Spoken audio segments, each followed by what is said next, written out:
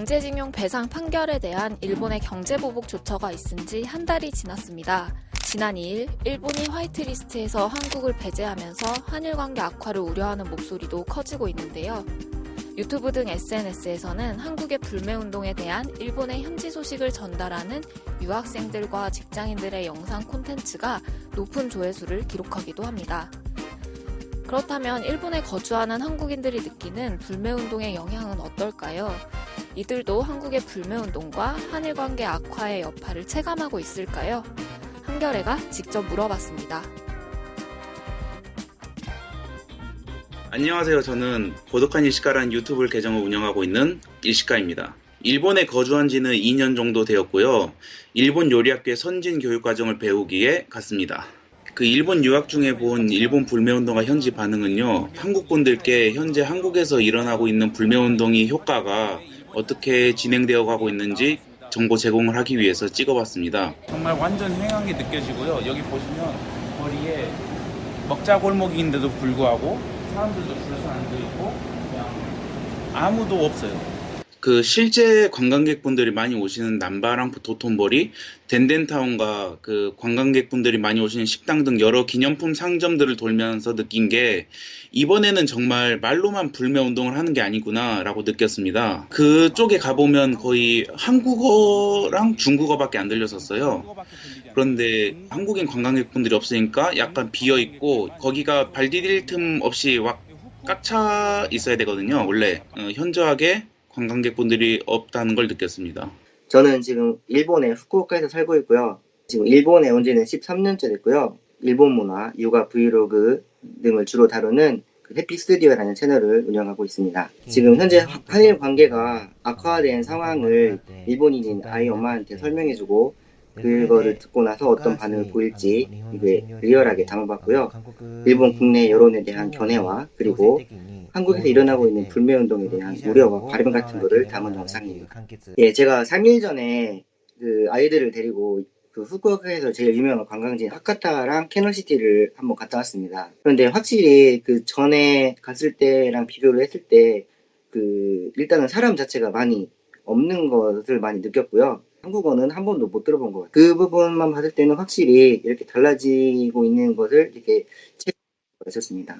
실제로 조금 줄었다는 느낌은 받는 것 같아요. 예를 들어서 돈키호테 같은데 앞에 가보면 항상 한국인들이 진을 치고 앉아있는 광경을 많이 볼 수가 있었는데 요즘은 한국인 비율이 많이 줄어들었거나 거의 앉아있지 않거나 지금이 대학생들 방학 기간이라는 거를 생각하면 예년에 비해서는 그렇게 사람이 많지 않은 것 같아요.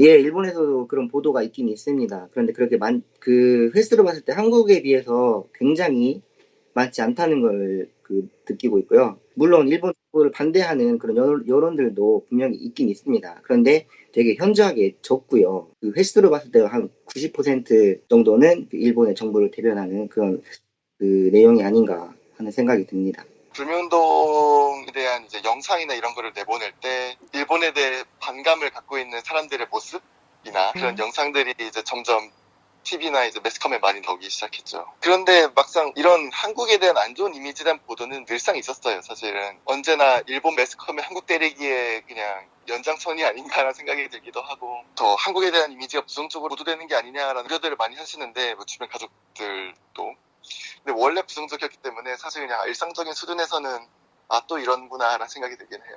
도쿄 쪽은 확실히 그게 좀 덜한 것 같기는 해. 외국인이 워낙 많아서 그런가. 저는 기사로 봤을 때 오사카 쪽에서는 조금 그런 게 있다고 들었는데 도쿄에서 그런 거 있다고 본 적이 한 번도 없는 거. 지하철 뉴스에서 네. 아예 언급이 안 나와요. 이 아베가 한국 이제 경제 보복 때문에 그 무역 규제 이제 하고 수출 규제 네. 그런데 이제 다른 세계 뉴스는 다 나오거든요. 이거 관련해서 이제 한 번도 못 봤어요. 하나도 안 터지고 거의 뉴스 아예 안 나와요. 언론이 자제 네. 약간 느낌이라고 해야 되나? 뉴스에서 언급을 거의 안 하고 왜 하는지 이유 하나도 안 나오고. 위안부 문제나 강제징용 문제나 여러 민감한 주제들에 관해서 뭐 억지로 묻어두고 지금까지 잘 지내려고 하지 않았나라는 생각이 들기는 해요. 이제 일본도 진짜로 그 문제 해결하고 싶으면 이제 좀 더 적극적인 태도가 필요하지 않을까.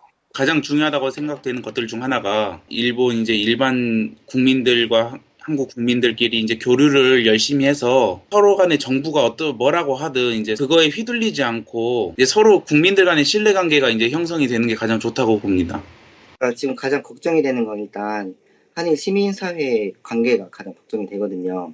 그냥 정치적 대립에서 끝나면은 몰라도 이제 그런 감정들이 격해져서 애꿎은 시민사회까지 그 감정이 스며들게 되면은 정말 이거는 되돌리기가 점점 어려워지지 않을까 하는 게 가장 큰 걱정이고요. 그래서 우리 아이들에게 그런 관계를 물려주고 싶지 않기 때문에 저에게 있어서는 크게 걱정이 되는 부분입니다.